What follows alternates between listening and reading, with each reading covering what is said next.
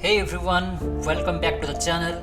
In this video we will discuss about the Unified Pension Scheme or the UPS and how it is different from the old pension scheme or the OPS and the National Pension System or the NPS, and whether you should switch from NPS to UPS.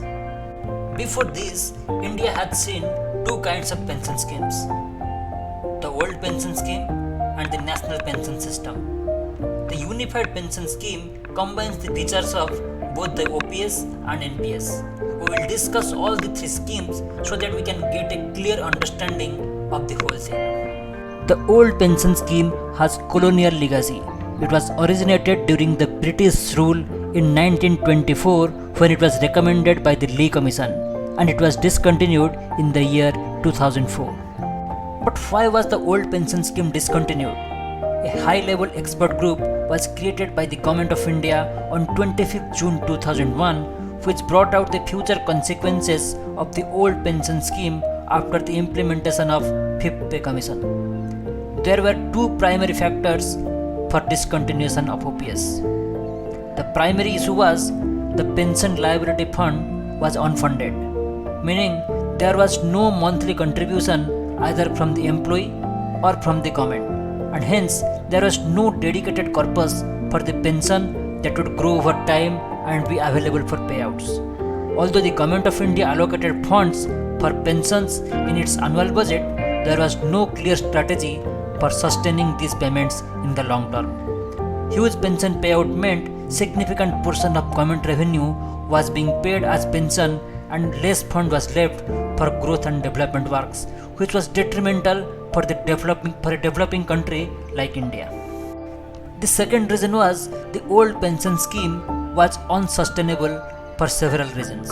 First, pension liabilities would continue to rise as pensioners' benefits increased annually, similar to the salary hikes of current employees, due to indexation or dearness relief.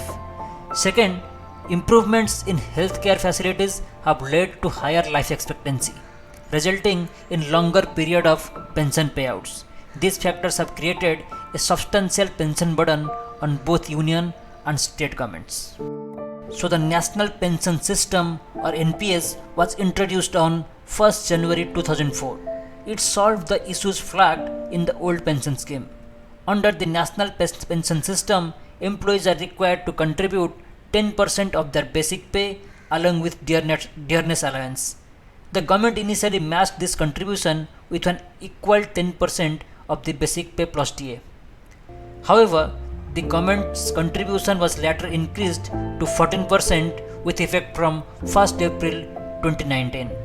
The funds are subsequently invested in designated investment schemes managed by pension fund managers. This amount gets invested in equities and other market-linked instruments by the fund managers regulated by PFRDA. The main drawback of the system is it is market-linked and dependent on returns from its investments. In simple terms, the payout is uncertain. In the next few slides, we will compare and discuss how the Unified Pension Scheme has the features that are a mixture of the features of old pension scheme or the OPS and the National Pension System or the NPS. So first we will discuss how the pension amount was decided in OPS and NPS and how it will be decided in UPS. In OPS or old pension scheme, the pension amount was 50% of the average basic pay of the last 12 months before retirement. The method is also same in the Unified Pension Scheme or UPS. While in NPS, there was no fixed amount that was decided as pension. It was market linked and it depends upon the contribution and market performance at the time of retirement. Now let's come to inflation protection. In old pension scheme, the pension amount was indexed to inflation, which is the same case with Unified Pension Scheme. Here also, the pension amount is indexed to inflation, which means the pension amount gets increased twice every year as per the dearness relief. The dearness relief is calculated as per the All India Consumer Price Index for industrial workers. But in National Pension System or NPS, the pension amount was not protected against inflation. Then we will discuss contribution. In old pension scheme, neither the government nor the individual employees used to contribute any amount monthly for their pension. While in NPS, the government contributed 14% of the basic plus DA amount for each employee, and the individual employees contributed 10% of their basic plus DA. And in unified pension scheme, the government will now contribute 18.5% of basic plus DA amount of the individual employees, and the employees will contribute 10%. Now let's discuss family pension amount. In old pension scheme, the family pension amount was decided as 60% of the original pension amount, which is exactly same in the unified pension scheme. While in National Pension System or NPS, the amount was not fixed. It depended upon the accumulated corpus and chosen annuity. Now we will discuss risk component in the three pension schemes. Both the old pension scheme and the unified pension scheme are risk-free, as the pension amount is fixed and it is 50% of the last run salary of the last 12 months before retirement. While in National Pension System, the pension amount is subject to market risk. And when it comes to eligibility, in unified pension scheme, only government employees are allowed. Same was the case with the old pension scheme as well. While National Pension System or NPS was open for both government and private employees. There are a few other important features in the unified pension system. First one is lump sum payment at superannuation in addition to gratuity. 1/10 of monthly emoluments, that is basic pay plus DA, as on the date of superannuation for every completed 6 months of service will be paid as a lump sum payment. The second point is the provisions of unified pension scheme will also apply to past retirees of NPS who have already superannuated, and arrears for the past period will be paid with the interest rate at PPF rates, the Public Provident Fund rates. The unified pension scheme has been rolled out as an option and it is not mandatory. That means the government employees have the option to choose from the NPS or the UPS. Currently, the Unified Pension Scheme or the UPS has been rolled out only for the 23 lakh central government employees. However, the same architecture has been designed for adoption by state governments, and if the state governments adopt this Unified Pension Scheme, it will benefit over 90 lakh government employees who are presently under the NPS. Now comes the $1,000,000 question.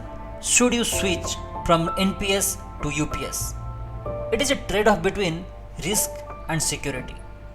It ultimately depends on what you prioritize in a retirement plan.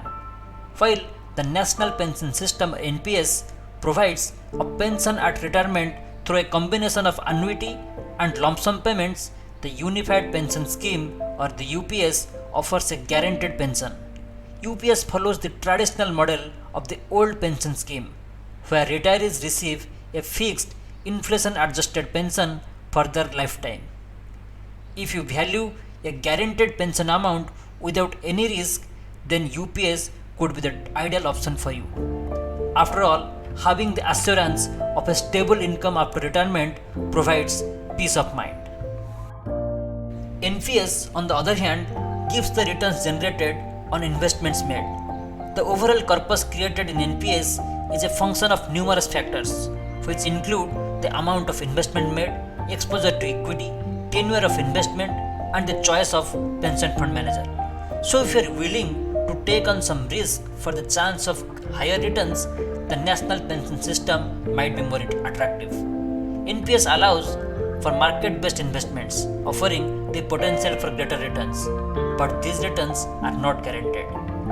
So the real question is, are you comfortable exchanging security for the opportunity of higher growth? The answer is for you to decide.